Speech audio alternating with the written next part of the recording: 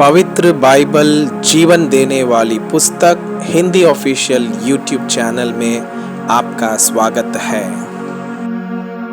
हमारे वीडियो प्रतिदिन प्राप्त करने के लिए कृपया हमारे चैनल को सब्सक्राइब करें और नोटिफिकेशन आइकॉन भी दबाएं। आज का पवित्र बाइबल पाठ व्यवस्था विवरण की पुस्तक अध्याय 1 होरेब से प्रस्थान की आज्ञा। जो बातें मूसा ने यरदन के पार जंगल में अर्थात सूह के सामने के अराबा में और पारान और तोपेल के बीच और लाबान हसरोत और दिजाहाब में सारे इस्राएलियों से कही वे यह है। होरेब से कादेश बरने तक सेईर पहाड़ का मार्ग 11 दिन का है। 40वें वर्ष के 11वें महीने के पहले दिन को जो कुछ यहोवा ने मूसा को इस्राएलियों से कहने की आज्ञा दी थी उसके अनुसार मूसा उनसे ये बातें कहने लगा। अर्थात जब मूसा ने एमोरियों के राजा हेशबोनवासी सीहोन और बाशान के राजा अश्तरोतवासी ओग को इद्रेई में मार डाला, उसके बाद यरदन के पार मोआब देश में वो व्यवस्था का विवरण योग करने लगा।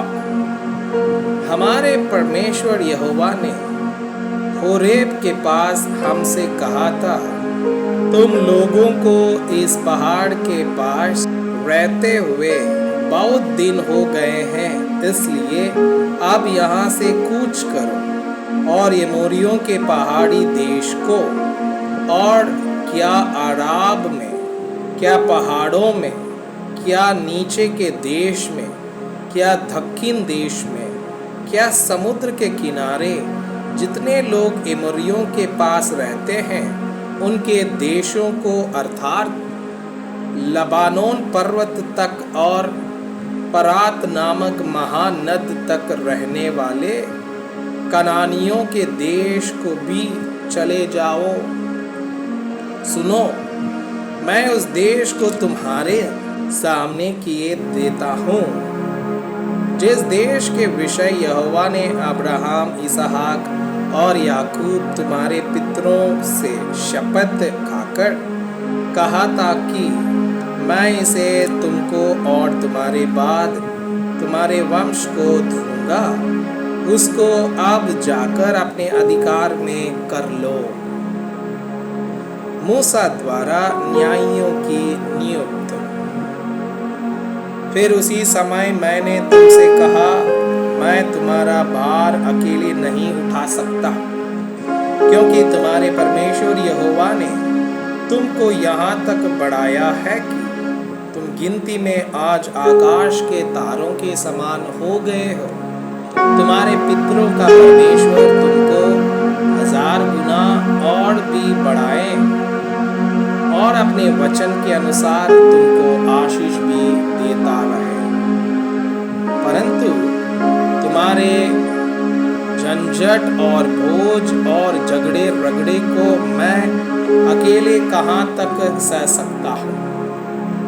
इसलिए तुम अपने अपने गोत्र में से बुद्धिमान और समझदार और प्रसिद्ध पुरुष चुन लो और मैं उन्हें तुम पर मुखिया ठहराऊंगा।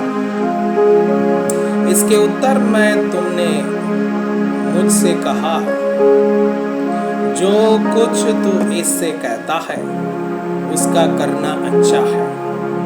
इसलिए मैंने तुम्हारे गोत्रों के मुख्य पुरुषों को जो बुद्धिमान और प्रसिद्ध पुरुष थे चुनकर तुम पर मुखिया नियुक्त किया, अर्थात 1000 1000, 100 100, 50 50 और 10 10 के ऊपर प्रधान और तुम्हारे गोत्रों के सरदार भी नियुक्त किए। और उस समय में ने तुम्हारे न्यायियों को आज्ञा दी, तुम अपने भाइयों के मुकदमे सुना करो और उनके बीच और उनके पड़ोसियों और परदेशियों के बीच भी धर्म से न्याय किया करो। न्याय करते समय किसी का पक्ष न करना, जैसे बड़े की वैसे ही छोटे मनुष्य की भी सुनना। किसी का मुंह देखकर ना डरना, क्योंकि न्याय परमेश्वर का काम है। और जो मुकदमा तुम्हारे लिए कठिन हो वो मेरे पास ले आना और मैं उसे सुनूंगा। और मैंने उसी समय तुम्हारे सारे कर्तव्य तुमको बता दिए। भेदियों का भेजा जाना। हम होरेब से कूच करके अपने परमेश्वर यहोवा की आज्ञा के अनुसार उस सारे भेड़ और भयानक जंगल में होकर चले जिसे तुमने एमोरियों के पहाड़ी देश के मार्ग में देखा, और हम कादेश बर्न तक आए। वहाँ मैंने तुमसे कहा, तुम एमोरियों के पहाड़ी देश तक आ गए हो, जिसको हमारा परमेश्वर यहोवा हमें देता है। देखो, उस देश को तुम्हारा परमेश्वर यहोवा तुम्हारे सामने किए देता है। इसलिए अपने पितरों के परमेश्वर यहोवा के वचन के अनुसार उस पर चढ़ो और उसे अपने अधिकार में ले लो। न तो तुम डरो और न तुम्हारे मन कच्चा हो। और तुम सब मेरे पास आकर कहने लगे, हम अपने आगे पुरुषों को भेज देंगे जो उस देश का पता लगाकर हमको यह संदेश दे कि कौन से मार्ग से होकर चलना होगा और किस किस नगर में प्रवेश करना पड़ेगा। इस बात से प्रसन्न होकर मैंने तुम में से बाहर पुरुष अर्थात गोत्र पीछे एक पुरुष चुन लिया, और वे पहाड़ पर चढ़ गए और यशकोल नामक नाले को पहुंचकर उस देश का भेद लिया, और उस देश के फलों में से कुछ हाथ में लेकर हमारे पास आए और हमको यह संदेश दिया, जो देश हमारा परमेश्वर यहोवा हमें देता है वो अच्छा है।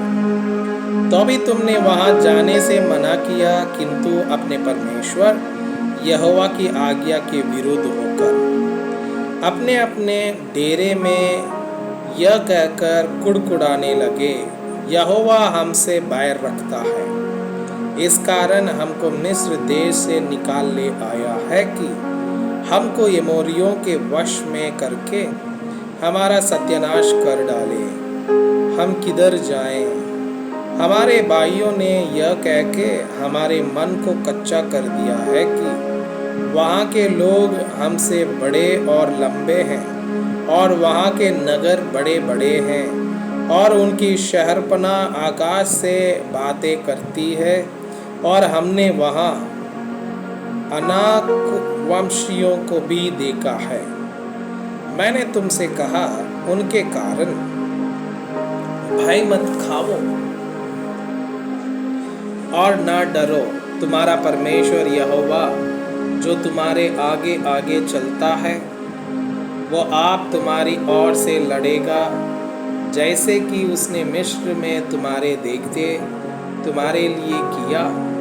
फिर तुमने जंगल में भी देखा कि जिस रीति कोई पुरुष अपने पुत्र को उठाए चलता है, उसी रीति हमारा परमेश्वर यहोवा हमको इस स्थान पर पहुंचाने तक उस सारे मार्ग में जिससे हम आए हैं उठाए रहा।